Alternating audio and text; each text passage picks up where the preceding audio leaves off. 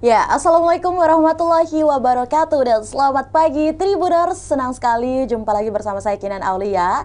Kita kembali dalam program Ngopi ataupun juga ngobrol virtual tepatnya pada Selasa 30 Agustus 2022. Nah, pada kesempatan kali ini di hari Selasa yang cerah ini semoga Tribuners selalu dalam keadaan yang sehat, berbahagia dan pastinya harus selalu produktif dalam menjalani aktivitas sehari-hari.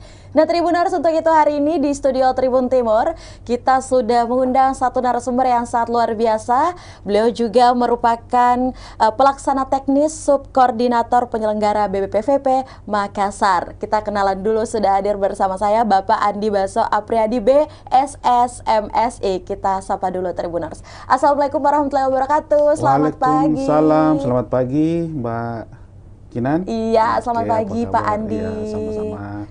Kabar gimana Pak? Alhamdulillah baik.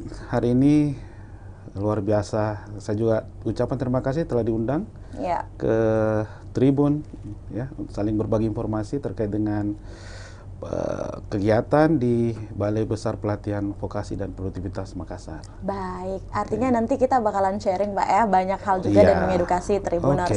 Nah, di samping kabar baik, kalau kita lihat Pak Andi hari ini sangat fresh, sehat dan ganteng ya.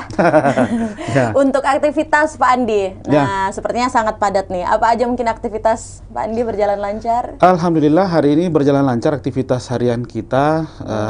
Kebetulan di kantor di Balai Besar ini kegiatan kita kan lebih kepada pelaksanaan pelatihan.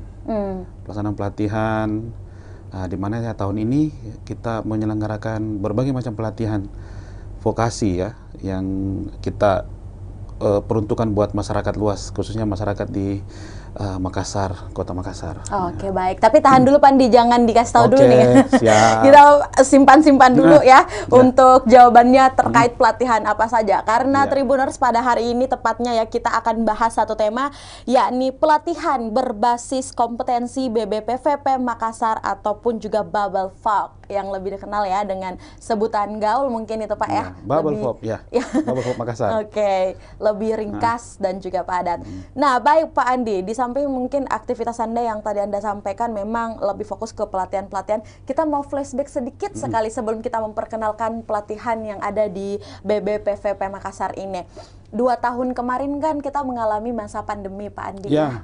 Dan tentu saja pastinya bukan hanya dari kegiatan-kegiatan yang dibatasi, sektor pendidikan, perekonomian dan banyak sektor nih memang harus mengalami masa-masa sulit. Betul. Boleh cerita sedikit mungkin pengalaman di pandemi kemarin Pak Andi terkait mungkin kegiatan-kegiatan ya atau pelatihan-pelatihan yang sepertinya mungkin pada saat pandemi sempat dihentikan juga. Iya, itu betul. Seperti bagaimana pada saat itu Pak Andi? 2 tahun kita mengalami pandemi ya. Kemarin itu kita memang paket pelatihan cukup banyak pada saat pandemi. Nah begitu kita mengalami pandemi, kemudian perintah juga dari pimpinan pusat di mana kita diharuskan untuk membatasi kegiatan.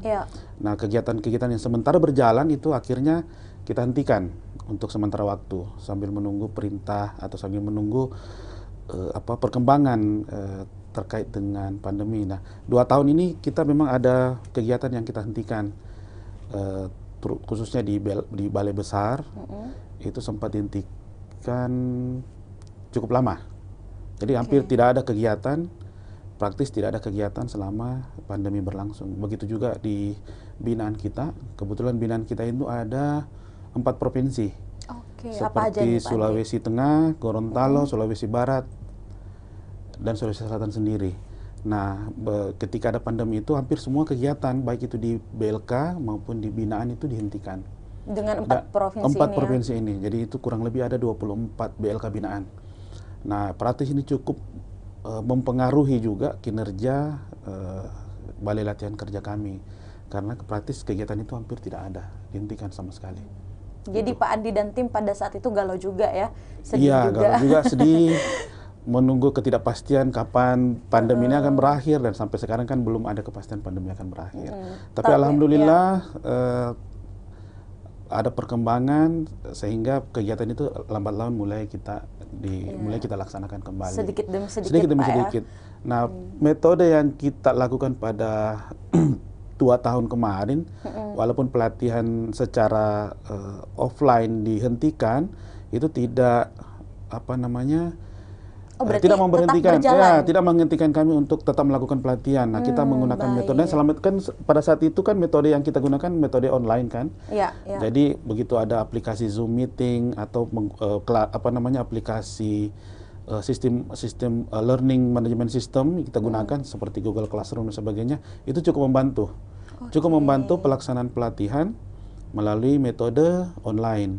Jadi pelatihan tetap masih berlanjut. Jadi kita melatih peserta pelatihan itu, di mana peserta pelatihan itu tetap berada di rumah, tidak keluar kemana-mana, tetapi pelatihan berlanjut. Kami tetap mendelivery, tetap menghantarkan program pelatihan sehingga pelatihan itu bisa selesai. Tapi pertemuan tatap muka tetap harus dihentikan. Iya, berarti memang yang membedakan mungkin adalah posisi pertemuannya, posisi Pak, pertemuannya ya? yang berbeda. Tapi mungkin memang bisa dilihat juga mungkin memang bahwa penggunaan sekalipun menggunakan e-learning management system itu memang membuat mungkin beberapa kegiatan tidak efektivitas. Tidak efektif jadinya karena sebagian besar pelatihan kita menggunakan peralatan. Oke, jadi harus bertemu. Harusnya bertemu. Misalnya contoh ya, kalau misalnya pelatihan untuk las misalnya atau otomotif, ya itu kan memang peserta itu bersinggungan atau bersentuhan langsung dengan peralatan latih. Ya. Nggak mungkin virtual kan ya? Virtual agak susah kalau virtual. Kalaupun memang ada virtual, ya itu butuh waktu yang cukup lama untuk membuat aplikasi itu. Kerjaan ekstra ya? Kerjaan ekstra. Nah itulah kemarin 2 tahun kemarin memang tantangannya cukup berat. Ketika kita harus mendelivery pelatihan dengan menggunakan metode online. Karena memang peserta itu harus memang bersentuhan langsung dengan peralatan latih. Beda dengan kejuaraan-kejuaraan lain yang memang seperti misalnya bisnis manajemen. Bisnis manajemen kan tidak butuh peralatan latih yang cukup kompleks. Walaupun memang dengan tatap muka secara online itu sudah cukup membantu. Oke, sudah bisa maksimal ya, Pak ya. Tapi kejuaraan-kejuaraan lain memang agak susah. Harus memang dia harus ada di tempat. Itu yang tantangannya kita kemarin. Baik.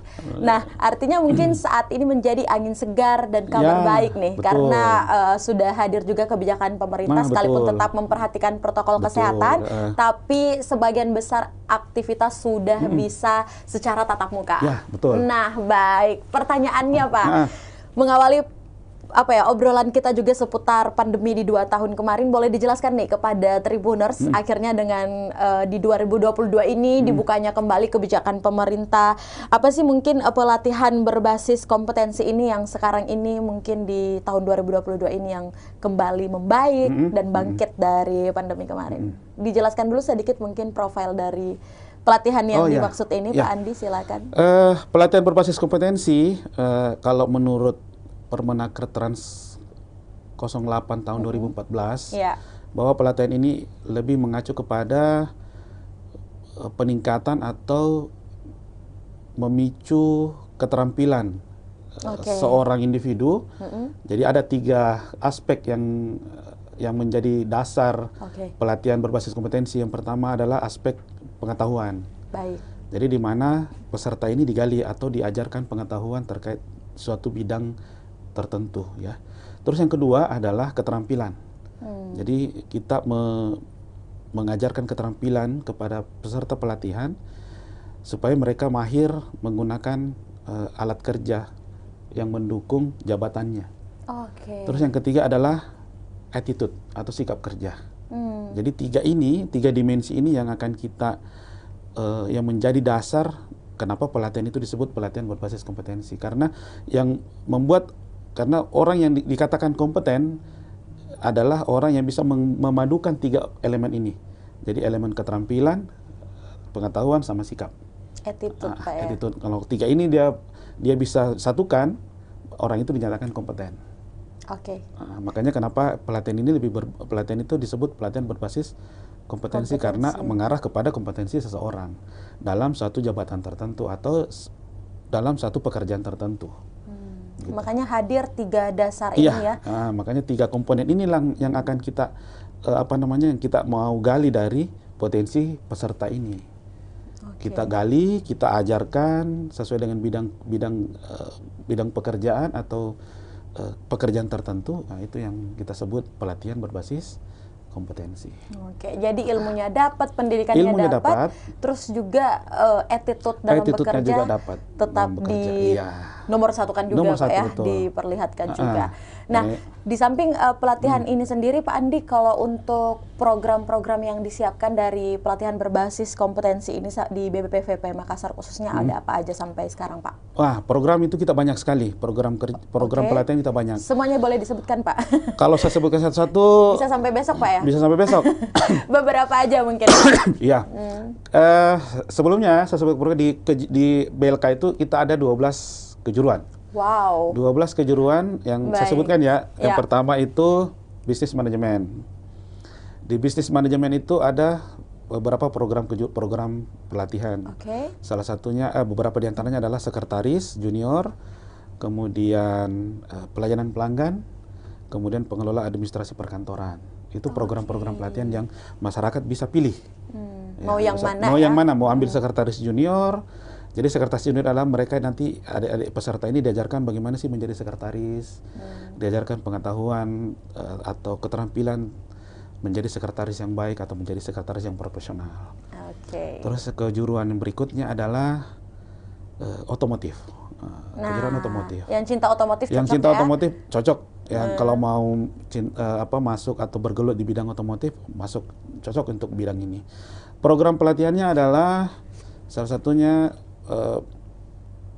servis injeksi. Oke. Roda 2, servis kendaraan roda 4. Kemudian ada apalagi body repair, ya. Body repair itu adalah perbaikan bodi kendaraan.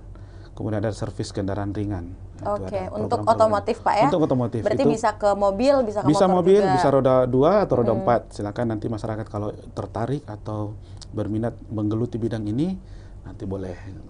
Kita ada beberapa banyak program kok untuk otomotif. Oke. Kemudian kejuruan las ya, welder. Oke, ini aku hitung loh Pak ya. Yang ketiga ya, Iya. welder, pengelasan. Jadi pengelasan itu ada beberapa subprogram lah di situ. Program pelatihan ada pengelasan 3G. Oke. Itu pun terbagi-bagi tuh. 3G Banyak lagi ya? 3G SMAW, GMAW dan sebagainya. Ada juga yang 6G itu, banyak lah.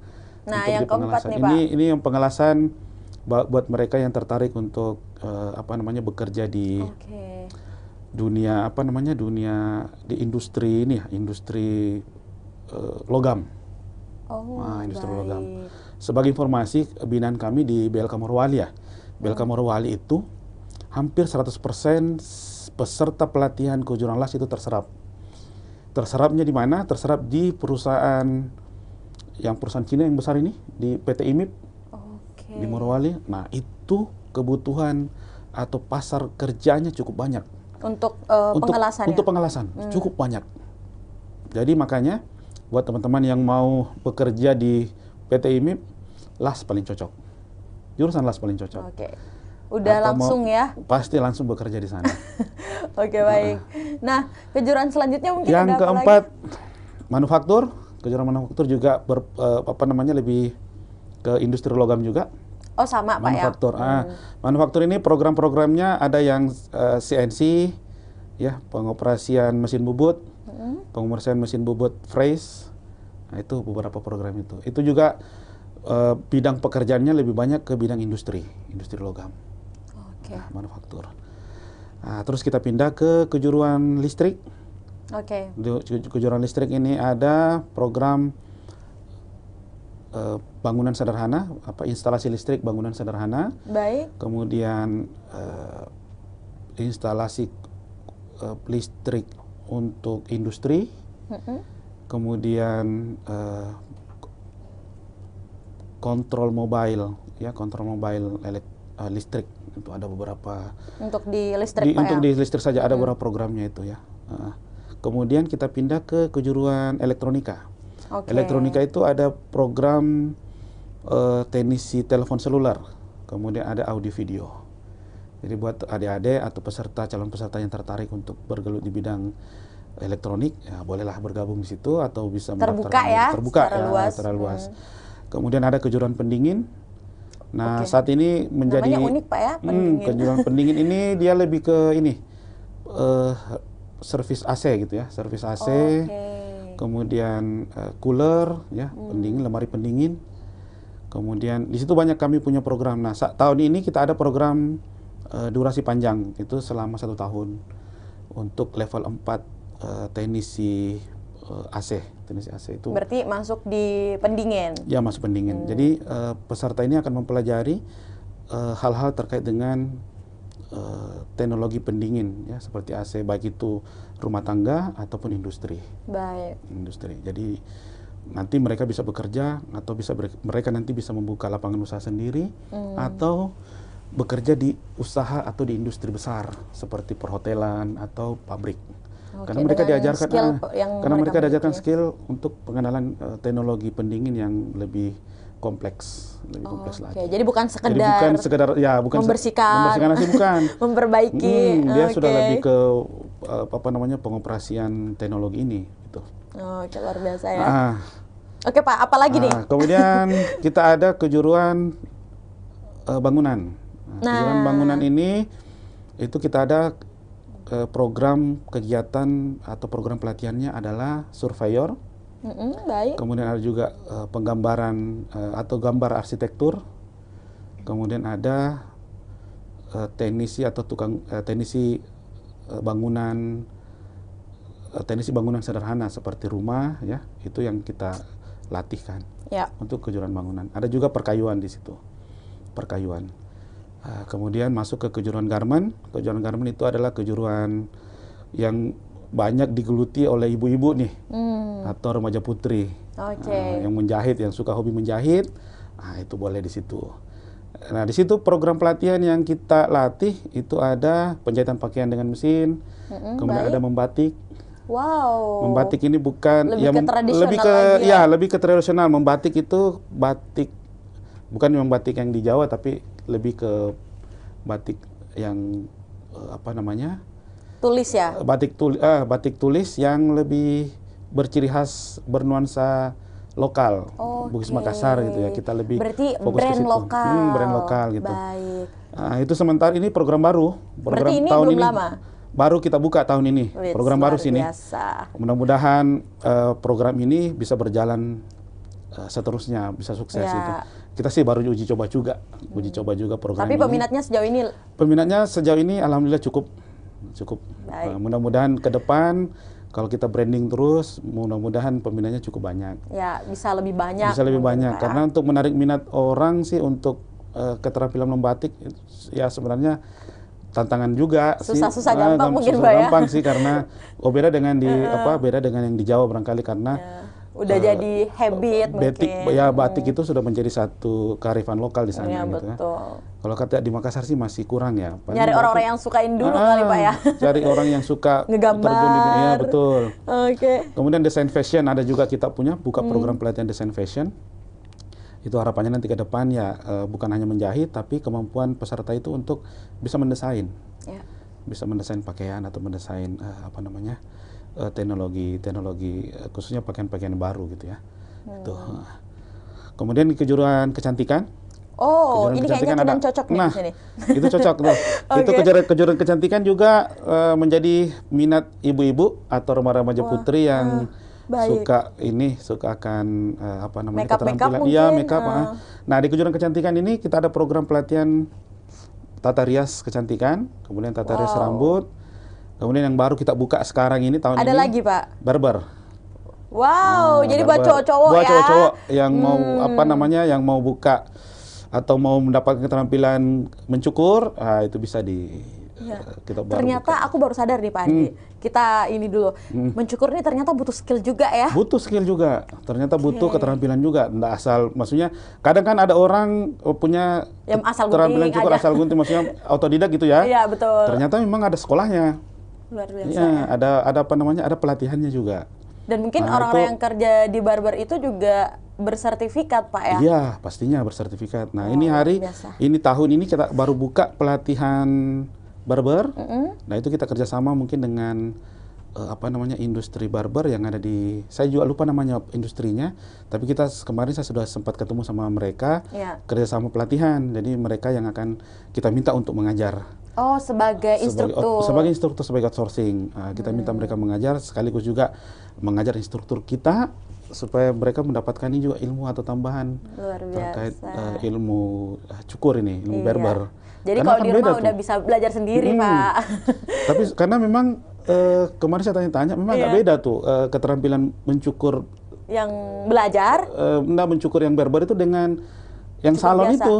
Oh iya, Ternyata iya, beda iya. tekniknya, Oke. beda teknik yang digunakan. Gitu. Dan Betul. saya pikirnya memang sama kalau misalnya yang apa namanya, Cuman mungkin beda desain tempat. mungkin beda desain tempat kali ya. Oke, ternyata memang beda, Pak ya. Beda, Secara ternyata skill. beda secara ilmunya juga beda sepertinya.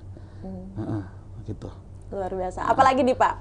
Kemudian ada kejuruan pariwisata. Kejuruan perhotelan ini dan kayaknya pariwisata. banyak peminat nih ya. Oh, peminatnya banyak nih, pariwisata perhotelan. Kemudian program pelatihan kita adalah ada yang housekeeping, kemudian ada yang front office, kemudian ada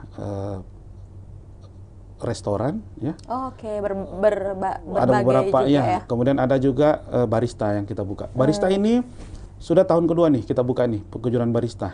Baik. Peminatnya cukup banyak nih kejuruan barista. Nah kebetulan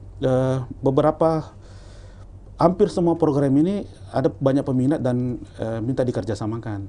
Oh, jadi ada ajakan kerjasama ada juga, kerjasama. Pak Andi ya? Kemarin kita sempat kerjasama sampai tahun ini. Kita sudah kerjasama dengan PT Kala di beberapa kejuruan. Salah satunya itu di barista itu. Wow, luar PT Kala biasa. kita sudah kerjasama. Kemudian dengan Kostrad dan Kodam kita kerjasama tuh. Kemudian dengan dinas Pariwisata. dinas perempuan itu apa sih nama dinasnya itu ya? Oke. Itu kita kerjasama juga. Kemudian dengan Bapas, ada beberapa sih lembaga yang kita Instansi sudah dan lembaga yang memang instansi dan lembaga kerjasama. yang sudah kita kerjasamakan. Luar biasa ya. Dan memang cukup Antusiasnya banyak, Pak. antusias cukup. Jadi beberapa peserta yang berasal dari lembaga itu cukup mendapatkan mendapatkan pengetahuan dan keterampilan yang sangat berguna bagi mereka, dan mereka bisa buka usaha. Luar biasa Buka ya. usaha. Baik. Nah, mungkin yang terakhir, Pak, ada jurusan apa lagi nih? Udah semua ya? Kayaknya udah semua deh. Saya sudah sebutkan ya. Berarti dihafal ya. Kalau gitu kita tepuk tangan dulu nih buat Pak Andi, luar Oke. biasa ya. Terima Menghafal kasih. semua jurusan dan memang menjabarkan dengan sangat baik. Soalnya masih banyak sih program-programnya, masih banyak, cuma Kayaknya kita bisa saya harus sampai- buka ini dulu lah. Nggak apa-apa, Pak. Mungkin itu secara kilas besar ya. secara Beberapa besar, memang kejuruan yang disiapkan dari BPPVP Makassar ini sendiri, Ya. yang teman-teman bisa memilih mau Iya, yang betul. mana untuk meningkatkan skill dan keterampilan. Dan yang selalu saya highlight dari awal pembicaraan kita adalah mengenai kompetensi. Jadi Sebenarnya para kompetensi. teman-teman yang ikut pelatihan di sini, Pak, bukan keluar gitu aja, Pak ya. Oh, tidak tapi keluar gitu memang juga. Iya. betul-betul berkompeten. Betul. Nah, pertanyaan selanjutnya, Pak, sebelum kita ke segmen berikutnya, bagaimana sih Pak Andi progres dari pelatihan kompetensi berbasis kompetensi ini sampai saat ini, khususnya di tahun 2022 ya, dengan berbagai kejuruan yang disiapkan oleh BPVP Makassar. Ya, baik. Tahun ini kita ada 78 paket Baik. untuk di BLK Makassar saja ya. Itu kurang lebih 1.240 peserta yang kita targetnya ya, kurang lebih 1.240-an. Wow, Itu lumayan banyak ya. kita bagi dalam 3 tahap. Jadi tahap pertama itu kita laksanakan di bulan Februari, Maret. Kemudian tahap kedua itu kita laksanakan di bulan Mei ya, kalau saya tidak salah. Kemudian di tahap ketiga, tahap terakhir sekarang ini sementara berlangsung nih. Di tahap Oke. 3 kita baru buka kemarin di tanggal 29 kemarin. Wow, tapi untuk jumlah pendaftarnya udah Jumlah pendaftar sudah. Kalau jumlah pendaftar, waduh, banyak sekali. Kita hampir tidak bisa mengakomodir semua. Oke. Sementara paket kita itu 78 yang paket. kuota yang disiapkan Kuota ya. yang disiapkan itu cuma 78 paket. Jadi per paket itu kita bagi dalam setiap tahap itu paling 24 atau 25 paket lah per tahap. Nah, tahap terakhir ini kurang lebih 25 paket kita buka. Nah, pendaftarnya saja itu lebih. Pendaftarnya saja lebih. Ada yang saya kasih contoh misalnya di kejuruan bisnis manajemen saja, itu pendaftar dari 2 kelas yang dibuka, itu kan satu kelas 16 orang ini. Ya, 16 maksudnya orang hanya tuh. bisa menampung 16 orang. Satu kelas 16 orang, kalau kita Oke. buka 2 kelas, 1 kelas kan sekitar, itu sekitar 30-an mungkin. iya sekitar 40-an kalau 3 kelas ya. Sementara pendaftarannya kayak itu di atas 200 orang tuh. Wow. Rata-rata pendaftar di atas Artinya 200 ada orang. yang tidak mendapatkan kursi nih Pak ya? Ada yang tidak mendapatkan kursi. Nah, proses rekrutmen itu kan dimulai dari si peserta mendaftar, memasukkan data diri. Nah, proses pendaftaran ini itu melalui aplikasi. Jadi si peserta mendaftar, memilih jurusan yang sesuai, kemudian nanti mereka akan mengikuti tahapan seleksi. Jadi tahapan seleksi ini terdiri dari 2 tahap. Yang pertama adalah tahap tes tertulis atau menggali pengetahuan. Oke. Kemudian tahap kedua adalah tahap wawancara. Oh, jadi ada tahap interview Ada juga. 2 tahap interview. Jadi setelah 2 tahap ini dilalui, kemudian nanti kami sebagai penyelenggara pelatihan dan di bagian pemberdayaan juga, kami kan ada 2 seksi yang menyelenggarakan ini. Baik. Pemberdayaan sama penyelenggara pelatihan. Nah, kami nanti akan melakukan rapat pleno untuk memutuskan siapa yang akan dijadikan kandidat atau dijadikan peserta pelatihan. Jadi artinya memang ada teman-teman yang mungkin mendaftar tapi belum mendapatkan kesempatan. Betul, ada nanti yang berdasarkan hasil penilaian atau berdasarkan hasil wawancara, itu ada yang belum bisa mendapatkan kesempatan untuk ikut sebagai peserta pelatihan. Aduh, sedih juga Pak ya? Iya juga, sedih juga sih, karena mereka punya harapan yang besar untuk mengikuti pelatihan ini, karena kan pelatihan ini juga sangat berpengaruh juga sih ketika mereka mau mencari pekerjaan, betul, mencari pekerjaan gitu. Tapi mungkin untuk mereka-mereka nih Pak yang mungkin belum mendapatkan kesempatan, apakah ada peluang lagi ke depannya untuk mereka? Ya, mereka bisa dapat peluang untuk ikut lagi atau berkompetisi lagi, mendaftar lagi gitu kan. Jadi maksudnya tidak ada problem ya, kalaupun mereka sudah mendaftar mungkin pada tahun sebelumnya. Tidak ada problem. Mereka masih bisa mendapatkan akses untuk mendaftar lagi. Ya, untuk mengikuti proses rekrutmen atau proses seleksi. Luar biasa. Gitu. Nah Pak, biasanya nih mereka-mereka yang menjadi peserta ataupun juga pendaftar, mereka-mereka ini mungkin dari sektor atau bidang apa saja sih, atau berasal dari wilayah-wilayah mana aja ya, sih? mereka dari seluruh masyarakat luas, masyarakat yang ada di baik itu di Makassar atau di Sulawesi Selatan pada umumnya. Sampai di luar Makassar juga ada Pak? Itu boleh. Jadi boleh. Jadi kan prosesnya ini kan sekarang kita buka secara umum. Jadi pendaftaran itu dibuka melalui aplikasi Sisnaker namanya. Oke, Sisnaker. Jadi aplikasi Sisnaker seluruh Indonesia bisa buka. Di-download ya? Di-download, ya, jadi bisa download di Play Store, gitu ya.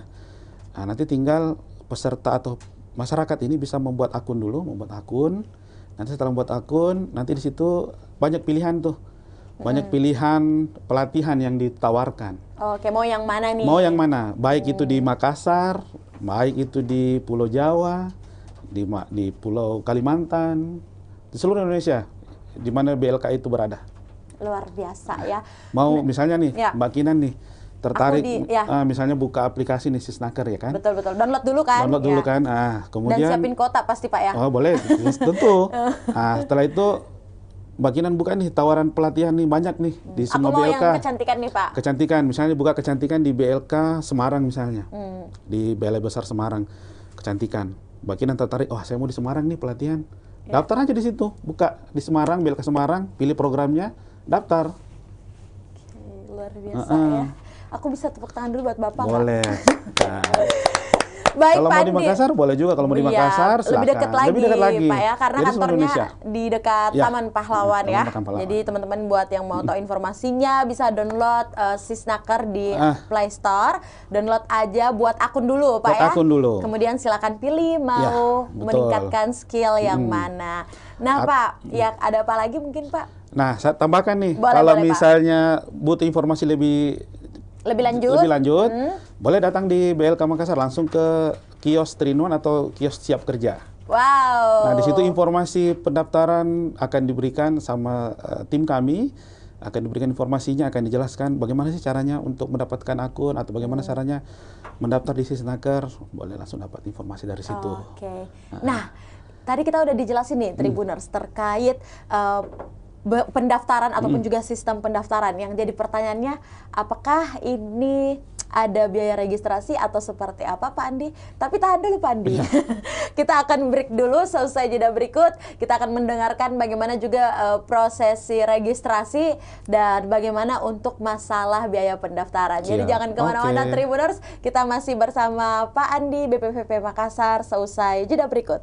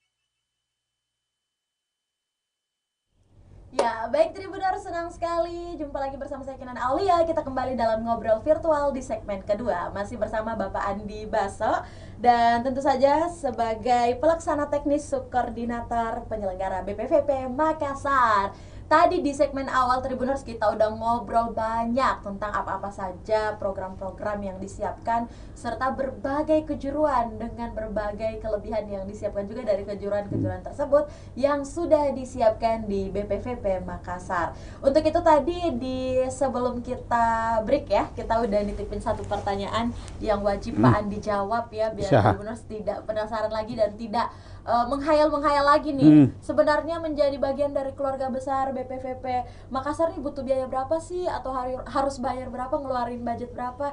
Nah, Pak Andi langsung saja mungkin. Tapi masih semangat Pak Andi di Masih semangat di segmen kedua. Oke. Oke. Pak Andi, jawabannya apa nih mungkin untuk fee ataupun juga masalah pembayaran? Nah, di BLK Makassar atau Balai Besar Pelatihan Vokasi Makassar itu ada 2 skema pembiayaan. Skema pertama itu tidak berbiaya gratis ya. Skema pertama itu dibiayai full oleh APBN.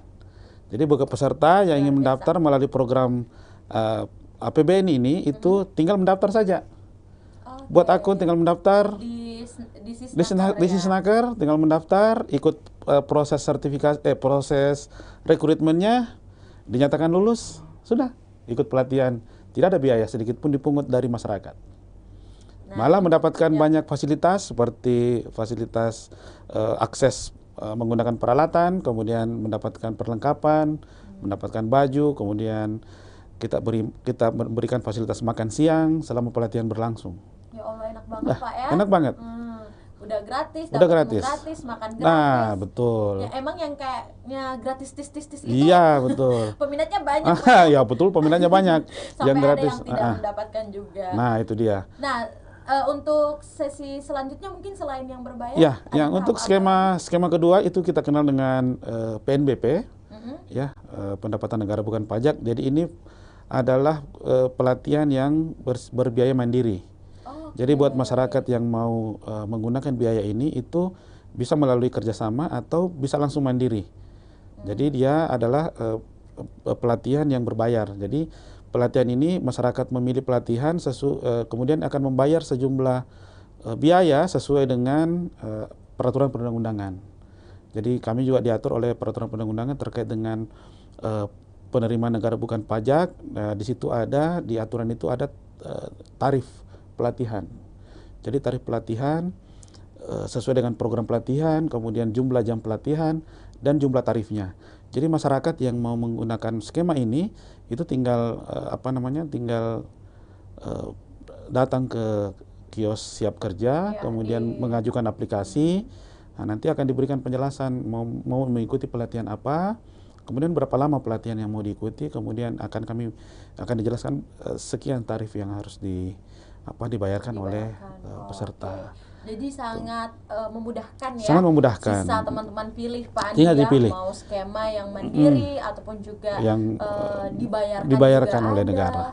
Aduh, nggak sia-sia ya, artinya bisa memanfaatkan waktu dengan baik, dengan Iya, betul. budget. Kalaupun nggak ada budget, tenang aja, yang penting ada kuota. Iya, yang penting ada kuota aja. Udah bisa langsung download aplikasi, daftar, atau kalau buat teman-teman yang mungkin jarak rumahnya juga dekat ya, di dekat Taman Makam Pahlawan, itu bisa langsung mendatangi kantor BPVP Makassar. Betul.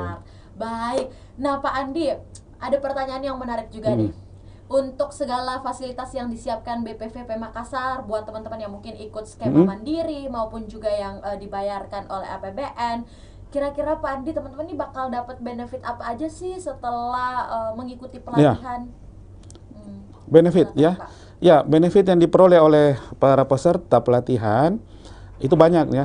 Selain mendapatkan keterampilan secara gratis, pengetahuan serta sikap kerja, juga tentu saja nanti setelah pelatihan ini peserta akan mendapatkan 2 sertifikat nih. Wow. Yang pertama sertifikat pelatihan, kemudian yang kedua adalah sertifikat sertifikasi. Jadi 2 sertifikat ini bisa digunakan para peserta atau adik-adik untuk berkompetisi di dunia kerja. Nah, benefitnya sangat luar biasa. Jadi adik-adik sudah bisa mendapatkan kemampuan bisa meningkatkan kapasitas diri, gitu ya, meningkatkan kapasitas diri dengan mendapatkan keterampilan baru, mendapatkan pengetahuan baru, membentuk sikap atau attitude yang yang bisa digunakan nanti atau bisa di mana adik-adik bisa berkompetensi di dunia kerja. Kemudian juga tadi secara physically adik-adik bisa mendapatkan 2 sertifikat tadi itu. Oke. Itu Dan aja. 2 sertifikat ini pastinya bisa digunakan Bisa untuk digunakan di melanjutkan lagi pekerjaan ya. jenjang karir Di atau jenjang karir, pekerjaannya. betul. Baik Pak Andi. Nah, mungkin satu pertanyaan boleh lagi Pak? Boleh, Andi? silakan. Gratis ya? Gratis. Nah, di samping fasilitas juga beberapa benefit yang sudah teman-teman dapatkan, juga tadi kita sudah diinformasikan juga sama Pak Andi ya tentang sistematika untuk pendaftaran ataupun juga mekanisme pendaftaran. Pak, bukan kira-kira ya Pak, untuk di BPVP Makassar sendiri metode pelatihan nih kira-kira yang ditawarkan atau bakalan disiapkan untuk para pesertanya, metode seperti apa sih yang digunakan para instruktur kita di sana? Metode pelatihan kita tetap mengacu kepada pelatihan berbasis kompetensi, ya. Baik. Metode pelatihan kalau yang saat ini sekarang tatap muka, full tatap muka. Jadi metode pelatihan itu di mana nanti instruktur kami itu akan mengajarkan adik-adik peserta dengan presentasi pengetahuan itu kurang lebih 30% pengetahuan, kemudian 70% keterampilan dengan attitude. Itu pembagian presentasi porsi pelatihan yang diberikan kepada peserta. Metode yang digunakan ada bermacam-macam, ada mungkin metode tergantung di kejuaraannya sih, ada yang metode langsung praktek, artinya kalau dia teori mungkin saja memberikannya teori secara diskusi, atau penjelasan secara langsung. Kemudian kalau dia masuk ke metode praktek itu peserta akan diarahkan atau diajarkan bagaimana mengoperasikan satu benda kerja atau mengoperasikan satu sistem dengan tetap mendapatkan pengarahan dari instrukturnya.